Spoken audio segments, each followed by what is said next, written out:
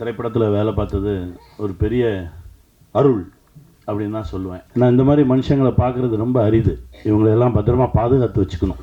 எனக்கு அவருக்கு எப்படி சிங்க் ஆச்சு நான் நினைக்கிறேன் அப்படின்னா, நான் எதையுமே யோசிக்கவே மாட்டேன். நான் டக்குன்னு முன்னாடி கால் எடுத்து வச்சுருவேன். ஆனால் அவர் நிறைய யோசிப்பார். எனக்கு அவர் அப்படியே ஆப்போசிட். பல பேர் நம்ம பார்த்துருக்கோம் தெரியுமா, ஒரு 2 வருஷம் நான் அந்த கஷ்டப்பட்டு இந்த வேலையை பார்ப்பேன், அதுக்கப்புறம் எனக்கு பிடிச்ச மாதிரி ஒரு வேலையை பார்ப்பேன்னு சொல்லுவாங்க. 2 வருஷம் கழித்து கேட்டாலும் அதே தான் சொல்லுவான். 20 வருஷம் கழித்து கேட்டாலும் அதே தான் சொல்லுவான். ஏன்னா அவனால் போகவே முடியாது. நம்ம பிரைம் மினிஸ்டர் அடுத்த லாக்டவுனுக்கு ரெடி ஆகிக்குங்கன்னு சொன்னார், கவனிச்சிங்களா அப்படின்னாரு. ஆமாம் சொல்லுவார். என்ன செய்ய தயாராகணும் சார். என்ன சார் செய்கிறது? எனக்கு ஒரு சந்தோஷம். ஏன்னா எங்ககிட்ட நல்ல குடிநீர் இருக்குது, நல்ல காற்று இருக்குது, நல்ல உணவு இருக்குது. பணக்காரன் பிரச்சனையோடய இருப்பான், செல்வந்தன் ரொம்ப மகிழ்ச்சியாக இருப்பான். உங்களை எல்லாரும் செல்வந்தன் ஆக்குறதுக்கான ஒரு விஷயம்தான் இது.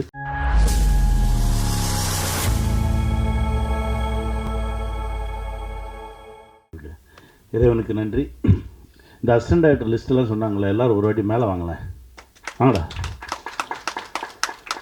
வாங்கடா. உங்களெல்லாம் பார்க்கணும், ப்ரெஸ் மீடியாவுக்கு வா. அவ்வளோ கஷ்டப்பட்டாங்க, அசராமல் நிற்பாங்க. வா வா வா வாடா.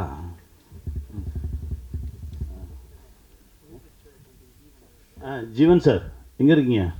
வாங்க.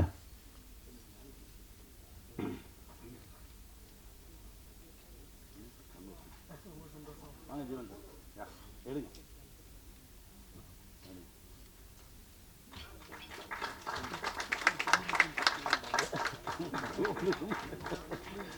ஏய், கேமரா அசிஸ்டன்ட் சார் இருக்கீங்க? அப்போ அவங்க கேமராமேன் கூப்பிட்றாருப்பா, வாங்கப்பா டக்குன்னு. ஏய் வாடா, மேலே வாடா, வாடா வாடா வாடா.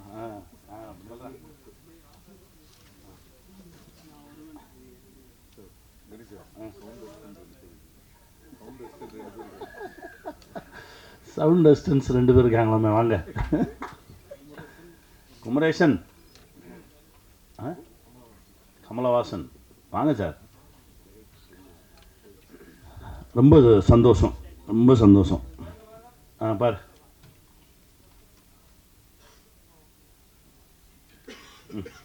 ரிலாக்ஸ். ரொம்ப மகிழ்ச்சி.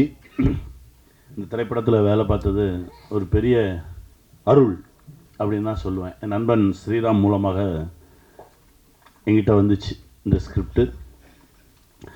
ஒரு கதையை படிக்கும்போதே தெரிஞ்சிடலாம் அந்த கதையை எழுதினவரோட மனநிலை என்னன்னு தெரியும். அந்த மனசு தான் ராம் சக்ரியை என்கிட்ட கொண்டு வந்துச்சு. ரொம்ப சந்தோஷமாக இருந்தது. இதுதானே சொல்ல நினைக்கிறீங்க, வாங்க சேர்ந்து சொல்லுவோம் அப்படின்னு சொல்லி ஆரம்பித்தோம் இந்த பயணம். இப்போது என் வாழ்க்கையில் ரொம்ப ஒரு முக்கியமான இடத்துல நண்பனாக வந்து நிற்கிறார் இயக்குனர் ராம் சக்ரி. ரொம்ப நன்றி. ஏன்னா இந்த மாதிரி மனுஷங்களை பார்க்குறது ரொம்ப அரிது. இவங்களெல்லாம் பத்திரமா பாதுகாத்து வச்சுக்கணும். ஏன்னா நிறைய உண்மையோடையும் நிறைய எளிமையோடையும் நம்மளால் அந்த சமூகத்துக்கு ஏதாவது ஒரு பங்கு இருந்துடணும், எல்லாரும் நல்லா இருக்கணும் அப்படின்னு நினைக்கிறவங்க ரொம்ப குறைவு. அப்படி இருக்கிறவங்களால தான் அந்த உலகமே இயங்குதுன்னு நான் நினைக்கிறேன். நன்றி சார், நன்றி, வாழ்க. இந்த படத்தில் என்னோடு நடித்த எல்லாருமே, ஏன்னா அவர் வந்து எப்படின்னா, எனக்கு அவருக்கு எப்படி சிங்க் ஆச்சு நான் நினைக்கிறேன் அப்படின்னா, நான் எதையுமே யோசிக்கவே மாட்டேன். நான் டக்குன்னு முன்னாடி கால் எடுத்து வச்சுருவேன். ஆனால் அவர் நிறைய யோசிப்பார். எனக்கு அவர் அப்படியே ஆப்போசிட். அவர் இந்த படத்தில் ஒருத்தர் செலக்ட் பண்ணியிருக்காங்க அப்படின்னா அவ்வளோ ஆழமாக யோசித்து அதுக்கு ஒரு 4 ஆப்ஷன் பார்த்து அதில் ஒரு ஆப்ஷனை கண்டுபிடிச்சி ரொம்ப க்ளீனாக கொண்டு வந்து நிறுத்தியிருப்பார். அதனால தான் அந்த படத்தில் அவ்வளோ பேரும் அவ்வளோ அழகாக நடிச்சிருந்தாங்க. எல்லோருக்கும் என்னுடைய மனமார்ந்த நன்றி, வாழ்த்துக்கள். கோதண்டம் சார், நீங்கள் சொன்னது முதல்ல புரிஞ்சது. அப்புறம் எதையோ ஆண்களை தூக்கிட்டு பெண்களை குறைச்சிட்டோம்ன்ற பதட்டத்தில் வேற ஒன்று சொல்லி மொத்தத்தையும் எனக்கு என்ன சொன்னீங்கன்னு உங்கள் கடைசி சரி ஏதோ சொல்லியாச்சு. ஆனால் உங்கள் மனசு புரிஞ்சது, வாழ்த்துக்கள். எல்லோருக்கும் என்னுடைய மனமார்ந்த நன்றி. என் தம்பி கேமராமேன் ஒருத்தர் நமக்கு ரொம்ப பிடிச்சா தான் அவங்கள பார்த்து சத்தம் போடுவோம். முதல் நாளோ 2வது நாளோ சத்தம் போட்டேன். நான் மனசு கேட்கல. திரும்ப கேரன் கூப்பிட்டு அந்த தோளில் கை போட்டு ரொம்ப நல்லா வர வேண்டியவன்டா, என்னமோ ஒன்று நடக்குது, அது சரி பண்ணிக்கோ அப்படின்னு சொல்லி ஒரு 5 நிமிஷம் பேசினேன். அதற்கு பிறகு ரொம்ப ரொம்ப சரியாக போச்சு. கடைசி நான் படம் பார்த்தோன்னே ரொம்ப வியந்துட்டேன். படம் பார்த்தோன்னே அந்த லென்சிங் சென்ஸ், அது எங்கள் டைரக்டர் அடிக்கடி சொல்லுவார், எந்த இடத்துல எந்த லென்ஸை பயன்படுத்தணுன்றது ஒரு கேமராமேனுக்கு தாண்டா தெரியும், அவன் தான் சரியான கேமராமேன் அப்படின்னு சொல்லுவார். ரொம்ப அழகாக பயன்படுத்தியிருந்தார். நான் படம் பார்த்த உடனே முதல்ல கூப்பிட்டேன், வாழ்க, இன்னும் பெரிய இடம் இருக்குது உனக்கு சினிமாவில், வாழ்த்துக்கள் வாழ்த்துக்கள். அதெல்லாம் பண்ணார். டெக்னீஷியன்ஸ் எல்லாருமே, சங்கர் சூப்பராக பண்ணார். நான் அந்த படம் ஷூட்டிங் போயிட்டு இருக்கும்போது நான் ஸ்கூல் பஸ்ஸுக்காக ஒரு 4-5 பஸ்ஸை வச்சு ஒரு ஆக்சிடென்ட் சீக்வன்ஸ் எடுக்க போகிறேன்டா தம்பி, இது எப்படி எனக்கு டிசைன் பண்ணணும்னு தெரியல அப்படின்னு சொல்லி கேட்டுட்டு இருக்கும்போது எனக்காக போய் 4 பஸ் வாங்கிட்டு வந்து கொடுத்தேன். பஸ்ஸுனால் இந்த பஸ்ஸு, குட்டி பஸ் வாங்கிட்டு வந்து கொடுத்து, இதை வச்சு பண்ணுங்கண்ணே, இப்படி பண்ணுங்கண்ணேன்னு சொல்லி எனக்கு கொடுத்தான். அந்த மாதிரி ஒரு அற்புதமான ஒரு உழைப்பாளி. இது பண்ணுவோமா அது பண்ணுவோமா அப்படி இப்படின்னு தேடிக்கிட்டே இருக்கக்கூடிய ஒரு உழைப்பாளி. மியூசிக் டைரக்டர் சார், உங்களுடைய மனசு ரொம்ப பெரிய மனசு சார். நான் தான் கேட்டேன், என்னங்க அப்படின்னா, இல்லை என் பேர் போட வேண்டாம், கம்பெனி பேர் போடுவோம், இதில் என் உழைப்பு மட்டும் இல்லையே, இதில் கிட்டத்தட்ட 100கணக்கான பேரோட உழைப்பு இருக்குது, இது எல்லாருக்கும் பொதுவானது, இதில் கிடைக்கிற விஷயத்தெல்லாம் எல்லாருக்கும் கொடுப்போம் அப்படின்ற ஒரு மனசு இருக்குல்ல, அந்த மனசுக்கு வேறு ஒரு தளம் கிடைக்கும் சார், உங்களுக்கு வாழ்த்துக்கள். அப்புறம் எடிட்டர் சார், உங்களுக்கு நேற்று ஐயா படம் பார்த்துட்டு ரொம்ப நேரம் சொல்லிகிட்டே இருந்தார், யார் எடிட்டர்னு உங்களை பற்றி ரொம்ப நேரம் பேசிகிட்டே இருந்தார். அப்புறம் மாஸ்டர், நான் என்னமோ பெரிய பிரேக் டான்ஸ் ஆடுற மாதிரி பேசுகிறீங்க, ஏதோ ஆட்டோன்ற பேரில் என்னமோ ஒன்று பண்ணிகிட்டு இருந்தேன், அது வந்து சேர்ந்துருச்சு, ரொம்ப தேங்க்ஸ் மாஸ்டர், என்னையும் வந்து ஆட வச்சிட்டிங்க, ரொம்ப மகிழ்ச்சி மாஸ்டர், தேங்க்யூ. காஸ்டியூம்ஸ் மேடம் நல்லா இருந்தது, உண்மையிலே நல்லா நல்லா பண்ணியிருந்தீங்க, தேங்க்யூ. என் மயன் சூப்பரா கலக்கிறடா, எங்கள் எல்லாத்தையும் விட அவனுக்கு தான் வந்து சப்ஸ்கிரைபர்ஸ் ஜாஸ்தி, வியூவர்ஸ் ஜாஸ்தி, நாங்களாம் குறைவு, குட்டி புலி அப்படின்னா தேசத்துக்கே தெரியும். இன்னும் நல்லா அவனுடைய எனர்ஜிக்கு, என்ன கடலில் தூக்கி போடவா போடு அப்படின்றான். அப்போ அதுக்கப்புறம் தான் ஏதே எப்படா வந்துடுவேன், நான் வந்துடுவேன், நீங்கள் தான் இருக்கீங்கள, என்னை தூக்கி போடுங்க அப்படின்னு சொல்லி அவ்வளவு எனர்ஜியாக, ஏன்னா நம்ம ஊருக்காரன், அதனால் அந்த எனர்ஜி ரொம்ப சந்தோஷமாக இருந்தது. அற்புதமாக வேலை பார்த்தோம், தேங்க்யூ. எல்லோருக்கும் என்னுடைய மனமார்ந்த நன்றி. ஸ்ரீ சரவணன் ரொம்ப நல்லவன், வாழ்த்துக்கள் சரவணா, அழகுடா. ஒரு 2003 2004 நாங்கள் ஒர்க் பண்ணிட்டு இருந்த காலகட்டம் தான். இங்கே ஒரு சரவணா இருக்கான், நிகில் நண்பர், அப்புறம் செந்தமிழன் அப்படின்னு சொல்லி ஒரு நண்பர், கேபி சாரோட பட்டறையில் வேலை பார்த்துட்ருக்கோம். எல்லாரும் எழுதுவாங்க, வேலை செய்வாங்க. ஆனால் செந்தமிழனோட எழுத்துக்கு ஒரு மிகப்பெரிய ஃபேன். மைக்ரோ தொடர்கள், மேக்ரோ சிந்தனைகள்னு ஒன்று போயிட்டுருக்கோம். செந்தமிழன் எழுதுவாரா அப்படின்னு காத்துட்டு இருந்த கதைகள்லாம் நிறையா இருக்குது. எல்லாருக்கும் ஒரு எபிசோடுக்கு 5000 ரூபா சம்பளம் அப்படின்னா, அவருக்கு ஒரு எபிசோடுக்கு 8000 ரூபா சம்பளம் தருவாங்க, 10,000 ரூபா சம்பளம் தருவாங்க. அவனை எழுத சொல்கிறா அப்படிம்பார் கைலாசம் சார். அவ்வளவு தரமான ஒரு எழுத்தாளர், அவர் தரமான ஒரு படைப்பாளி. திடீர்னு ஒரு நாள் என்கிட்ட வர்றாரு, கனி நான் இங்கேருந்து கிளம்புறேன். எங்கே போவீங்க? இல்லை போகிறேன், இங்கேருந்து கிளம்புறேன், எனக்கு இந்த இடம் எனக்கு ஒவ்வொரு, என்னால் அந்த இடத்துக்கு பொருந்த முடியல, மூச்செல்லாம் அடைக்கிற மாதிரி இருக்குது, படுத்தா தூக்கம் வர மாட்டேங்குது, நெஞ்சு அடைக்குது, டாக்டர்கிட்ட போகிறோம்,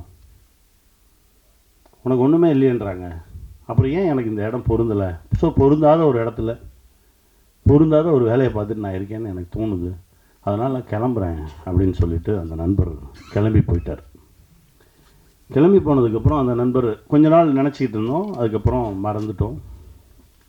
கிட்டத்தட்ட ஒரு 18 ஆண்டுகளுக்கு பிறகு இப்போது ஒரு கோவிட் முடிஞ்ச டைம், கோவிட் முடிஞ்சு படப்பிடிப்பு நடந்துகிட்ருக்கு. கும்பகோணத்தில் ஒரு நண்பரை சந்திக்கிறேன். அப்போ சொல்கிறார், கனி இந்த கோவிடுக்கு ஊசி போட்டதுக்கப்புறம் எந்த மருந்தும் வேலை செய்ய மாட்டேங்குது, காய்ச்சல் வந்தால் காய்ச்சல் இருந்துக்கிட்டே இருக்குது, வயிற்று வலினா இருந்துக்கிட்டே இருக்குது, எதுவுமே வேலை செய்ய மாட்டேங்குது, நம்ம உடம்புக்குள்ளே என்னத்தையும் அனுப்பிச்சி விட்டாங்க, என்ன பண்ணுறதுனே தெரியல, கொஞ்சம் சிக்கல்கள் இருந்தது. அப்போ ஆசான்னு ஒருத்தரை போய் சந்தித்தேன், இவர் பேரை சொல்லலை, ஆசான்னே சொல்கிறாங்க. ஆசானை சந்தித்தேன், இந்த மாதிரி பிரச்சனையாக இருக்குது, எந்த மருத்துவமுமே வேலை செய்ய மாட்டேங்குது அப்படின்னு. அப்போ அவர் என்கிட்ட கேட்டார், கடைசியாக எப்போ செருப்பு இல்லாமல் நடந்தீங்கன்னு கேட்டார். நடந்தே ரொம்ப நாள் ஆச்சு. நடங்க, மழை பெஞ்சா நனைங்க, வெயில் அடித்தா காய்ங்க, செருப்பு இல்லாமல் நடங்க, பசிச்சா சாப்பிடுங்க, இதுதான் வைத்தியமா? ஆமாம், இதுதான் வைத்தியம், போங்கன்ட்டார். இந்த பிரபஞ்சத்தோடு நீ தொடர்பில் இரு, பிரபஞ்சம் உன்னை காக்கும் அப்படின்னு சொல்லி அனுப்பிச்சிட்டாரு. ஒரு 6 மாதம் ஆச்சு. நான் அதை தொடர்ந்து செய்கிறேன். ஒரு 6 மாதம் கழித்து பார்த்தா என் உடம்புல இந்த பிரச்சனைகள்லாம் கொஞ்சம் கொஞ்சமாக குறைய ஆரம்பிச்சுது. அதிலிருந்து நான் அவரை அடிக்கடி பார்க்க ஆரம்பிக்கிறேன், பேச ஆரம்பிக்கிறேன். அவரோடு இருந்தாலே எனக்கு ரொம்ப பாதுகாப்பாக இருக்க மாதிரி இருக்குது. எனக்கு ரொம்ப ஆச்சரியமாக இருந்தது. நான் உடனே அவரை பார்க்கணும், ஏன்னா நாளைக்கு எனக்கு படப்பிடிப்பு முடியுது. நான் இங்கேருந்து கிளம்பி போகும்போது எப்படியும் தஞ்சாவூர் வழியாக தானே போகணும், நான் அவரை பார்க்கணும். நீங்கள் கேளுங்க. அவர் என்கிட்ட சொன்னது நைட்டு ஒரு 9:45 10 மணி. நீ கேளுங்க, நான் நாளைக்கு கிளம்பி போகும்போது பார்த்துட்டு போயிடுறேன். இல்லை, இப்போல்லாம் ஃபோன் பண்ண முடியாது, அவரோட நான் நேரடியாலாம் தொடர்பு கொள்ள முடியாது, அங்கே யாராவது இருப்பாங்க, அவங்ககிட்ட தான் பேசணும், நான் காலையில் பேசிட்டு சொல்கிறேன். காலையில் 6 மணிக்கு அவர் எனக்கு அடிக்கிறாரு. அவர் உங்கள் ஃப்ரெண்டாம்பா அப்படின்னாரு. ஏன் ஃப்ரெண்டா, என்ன சொல்கிறீங்க அப்படின்னு. இல்லை, உங்களை வரும்போது வந்து பார்த்துட்டு போக சொன்னார். அப்போவும் பேர சொல்ல. எனக்கு யார் நம்ம நண்பர் யார் அப்படின்னு சொல்லிவிட்டு நான் கிளம்பி போனால் என் நண்பனை பார்க்குறேன். 18 வருஷம் கழிச்சு முதல் வார்த்தை, என்னை பார்க்க வர்றதுக்கு இவ்வளோ நாள் ஆச்சா உனக்கு அப்படின்னு. போகும்போது ஃபுல்லாக பொட்டக்காடாக இருக்குது, கருவேல முள்ளுமா பொட்டக்காடுமா இருக்குது. ஆனால் ஒரு 7-8 ஏக்கர் மட்டும் ஒரு வனமாக இருக்குது. அங்கே எல்லா பறவைகளும் இருக்குது, எல்லா விலங்குகளும் இருக்குது, ஆடு மாடு இருக்குது, கோழி இருக்குது, அற்புதமான மனுஷங்க இருக்காங்க. என் நண்பன் அப்படியே கட்டி தழுவிட்டு கொஞ்ச நேரம் நின்று, என்ன அது, என்ன பண்ணிக்கிட்டு இருக்கீங்க அப்படின்னா, அதுக்கப்புறம் தான் எனக்கு பல விஷயங்கள் தெரிய வருது. கிட்டத்தட்ட ஒரு 62 புத்தகங்கள் எழுதியிருக்கிறாரு. இதையெல்லாம் தாண்டி அந்த ஊர் திரும்பங்கள் அப்படின்ற ஒரு விஷயம், உனக்கு ஒவ்வாத இடத்துல நீ இருக்காத, உனக்கு ஒரு இடம் பொருந்தும், நீ அந்த இடத்துல இருந்தால் சந்தோஷமாக இருப்ப, உன் மனசு நல்லாயிருக்கும், உடம்பு நல்லாயிருக்கும், நீ கடன் இல்லாமல் இருப்ப, பிரச்சனைகள் இல்லாமல் இருப்ப, அந்த இடத்த தேடி போயிரு. பல பேர் நம்ம பார்த்துருக்கோம் தெரியுமா, ஒரு 2 வருஷம் நான் அந்த கஷ்டப்பட்டு இந்த வேலையை பார்ப்பேன், அதுக்கப்புறம் எனக்கு பிடிச்ச மாதிரி ஒரு வேலையை பார்ப்பேன்னு சொல்லுவாங்க. 2 வருஷம் கழித்து கேட்டாலும் அதே தான் சொல்லுவான், 20 வருஷம் கழித்து கேட்டாலும் அதே தான் சொல்லுவான். ஏன்னா அவனால் போகவே முடியாது, எல்லாத்தையும் அப்படியே வெட்டிட்டு கிளம்புனாரு. அப்போ உட்காந்து பேசுகிறோம், அவ்வளோ விஷயங்கள் பேசுகிறோம். அவர் ஒன்றும் இப்படி உட்கார்ந்துருக்காருன்றதுனால எதுவும் இல்லாதவர் நினச்சிடாதீங்க. அவர் மிகப்பெரிய செல்வந்தர். ஏன்னா அதை தான் நான் உங்களுக்கு சொல்லணும். ஏன்னா விட்டுட்டு போ அப்படின்னா போய் சும்மா உட்காந்துருக்க சொல்கிறானோன்னு மட்டும் நினச்சிடாதீங்க. பிடிச்ச வேலையை செய்யும்போது பல விஷயங்கள் நம்மளை தேடி. ஒரு மிகப்பெரிய செல்வந்தர், ஆடு மாடுகள், சொந்தங்கள், ஆயிரக்கணக்கான சொந்தங்கள். அவர் சொன்னதை கேட்டு அவரை மாதிரியே இருக்கக்கூடிய மனிதர்கள் பல பேர், மிகப்பெரிய வேலைகள் இருந்தவங்களாம் நமக்கு பிடிக்காத ஒரு வேலையை செஞ்சுக்கிட்டு இருக்கோம், பிடிச்ச மாதிரி இருப்போம், சந்தோஷமாக இருப்போம், வாழ்கிற வாழ்க்கையை மகிழ்ச்சியாக வாழ்வோம்னு சொல்லி திரும்பி வந்தவங்க தமிழ்நாடு பூரா அங்கங்கே இருக்காங்க, தேசம் முழுவதும் இருக்காங்க. அவர்கள் எல்லோரும் செல்வந்தர்களாக தான் இருக்காங்க. காலையில் ஜிம்முக்கு போயிருந்தேன். ஒருத்தர் வந்து சொன்னார், சார் நம்ம பிரைம் மினிஸ்டர் அடுத்த லாக்டவுனுக்கு ரெடி ஆகிக்குங்கன்னு சொன்னார், கவனிச்சிங்களா அப்படின்னாரு. ஆமாம் சொல்லுவார், என்ன செய்ய தயாராகணும் சார். என்ன சார் செய்கிறது? எனக்கு ஒரு சந்தோஷம். ஏன்னா எங்ககிட்ட நல்ல குடிநீர் இருக்குது, நல்ல காற்று இருக்குது, நல்ல உணவு இருக்குது. ஏன்னா நாங்கள் எல்லாருமே இந்த மாதிரி விஷயத்தை எதிர்நோக்காமல் தற்சார்பு வாழ்க்கைக்கு வந்தவர்கள். இந்த ஊர் திரும்பினவங்க எல்லாருமே தேசம் முழுவதும் இருக்காங்க. அதனால தான் சொல்ல முடிஞ்ச வரைக்கும் அடுத்தவர்களோடு நமக்கு இவங்களால தான் நம்ம லைஃபு, இவங்கள வச்சு தான் நம்ம சாப்பிட்ணும் அப்படின்ற ஒரு நிலையை கொஞ்சம் கொஞ்சமாக குறைச்சிக்கிட்டு வந்து நம்ம தற்சார்புக்குள்ளே வந்துட்டோம் அப்படின்னா நம்ம தான் இந்த உலகின் ஆகச்சிறந்த செல்வந்தன், நம் இந்த உலகின் மிக சந்தோஷமானவன். இதை நிரூபிப்பது தான் இதை சொல்ல வந்தது தான் இந்த படைப்பு. இந்த படம் ஷூட்டிங்கில் இருக்கும்போது, துபாயில் இருக்கும்போது ரொம்ப எமோஷனலாக ஒரு சீன் போயிட்டு இருக்கும்போது நான் எங்கள் இயக்குனர்கிட்ட இது தானே சொல்ல வரீங்க அப்படின்னு சொல்லி ஐயா பேசின ஒரு ஆடியோ போட்டேன். அவர் அப்படியே எந்திரிச்சு எனக்கு ஊருக்கு போனோடனே நான் அவரை பார்க்கணும் அப்படின்னாரு. கையை பிடிச்சி வாங்க கூட்டிகிட்டு போனேன். அதாவது காரைக்கால் அம்மையார் எழுதிய பாடல்கள், இறைவனை நோக்கி காரைக்கால் அம்மையார் எழுதிய பாடல்களை இப்போது நம்ம இஷ்டத்துக்கு டியூன் போட்டுக்கிறோம்ல, அது இல்லை. அவர்கள் என்ன மாத்திரையில் அதை டியூனாக போட்டு இறைவனோடு தொடர்பு கொண்டார்கள் அப்படின்ற அந்த மாத்திரை அளவை வைத்து அப்படியே அந்த பாடல்களை இப்போ பாடிக்கிட்டு இருந்தாங்க. அந்த நிகழ்ச்சிக்கு நாங்கள் போனோம். அப்போது இயக்குனர் என்கிட்ட சொல்கிறாரு, எங்கேயோ ஒரு தேவலோகத்தில் இருக்கிற மாதிரி. ஏன்னா முழுக்க முழுக்க இரவு அந்த நிகழ்வு மட்டும் நடக்குது. 2 பேரும் அப்படியே ஒரு வேற ஒரு உலகத்தில் அப்படியே மிதந்தோம். பேசினா பேசிகிட்டே போகலாம். என் நண்பனை இத்தனை ஆண்டுகளுக்கு அப்புறம் திரும்ப கண்டுபிடிச்சது, சந்தித்தது, இது கூட இறை அருள் தான் நான் நினைக்கிறேன். வந்தோடனே சரவணனை பார்த்து கட்டி பிடிச்சி அவங்க மகிழ்ந்துக்கிட்டது அவ்வளோ சந்தோஷமாக இருந்தது. ஊர் திரும்பி வந்துடுங்க, உங்களுக்கு பிடிச்ச இடத்துல இருங்க, சந்தோஷமாக இருங்க அப்படின்னா எல்லாத்தையும் உதவி விட்டு ஓடுறது கிடையாது. நம்ம இப்போ இருக்கிறத விட இன்னும் செல்வ செழிப்போடு, அதாவது பணக்காரன் வேலை, செல்வந்தன் வேறு. பணக்காரன் பிரச்சனையோடய இருப்பான், செல்வந்தன் ரொம்ப மகிழ்ச்சியாக இருப்பான். உங்களை எல்லாரும் செல்வந்தன் ஆக்குறதுக்கான ஒரு விஷயம்தான் இது. இந்த படைப்பில் நிறைய விஷயங்கள் பேசியிருக்கோம், ரொம்ப மகிழ்ச்சி. அதுவும் இந்த நிகழ்வுக்கு வந்து எப்போவுமே டைரக்டர் சொன்னார், சார் நான் வழக்கமாக என்ன செய்வேன், வாங்க இவங்களை கூப்பிடுவோம் சார், நம்ம வந்து செந்தமிழன் சாரை கூப்பிடுவோம், அவர் வந்தால் எனக்கு ரொம்ப மகிழ்ச்சி. நிறைய வேலைகள் இப்போது ஏதோ நடந்திருக்கு. நான் பேசும்போது இல்லை எனக்கு வர இயலாது அப்படின்ற மாதிரி தான் சொன்னாங்க. அதுக்கப்புறம் ராம் பேசினோடனே மனசு மாறி இருக்குது. அந்த வேலை பழுவெல்லாம் கொஞ்சம் தள்ளி வச்சுட்டு எங்களுக்காக வந்ததுக்கு ரொம்ப நன்றி. உங்களுடைய மனசு தான் அது, ரொம்ப சந்தோஷமாக இருக்குது. நேற்று நீங்கள் படம் பார்த்துட்டு அந்த படத்தில் இருக்க அவ்வளோ விஷயங்கள் பேசுனீங்க, ரொம்ப சந்தோஷமாக இருந்தது. உங்களுக்குள்ளே இருந்த அந்த இயக்குனரும் அந்த தொழில்நுட்ப கலைஞன் திரும்ப வந்தான், எனக்கு அவ்வளோ சந்தோஷம். கார்மேனி செல்வம் திரைப்படம் பாருங்கள். இந்த மாதிரி படைப்புகள் ரொம்ப அரிதாக தான் வரும். இது வெறும் திரைப்படம் இல்லை. நாங்கள் இல்லாமல் போகலாம், ஆனால் அந்த படைப்பு இருக்கும், பேசிக்கிட்டே இருக்கும் உங்களோட. நிறைய சுமையை தூக்காதீங்க. இஎம்ஐன்ற பேரில் நிறைய சுமையை தூக்கணும்னா நம்ம நடக்கக்கூட முடியாது. அந்த சுமையை கொஞ்சம் கொஞ்சமாக இறக்கி விட்டுட்டு கைவீசி நடங்க, மகிழ்ச்சியாக இருங்க.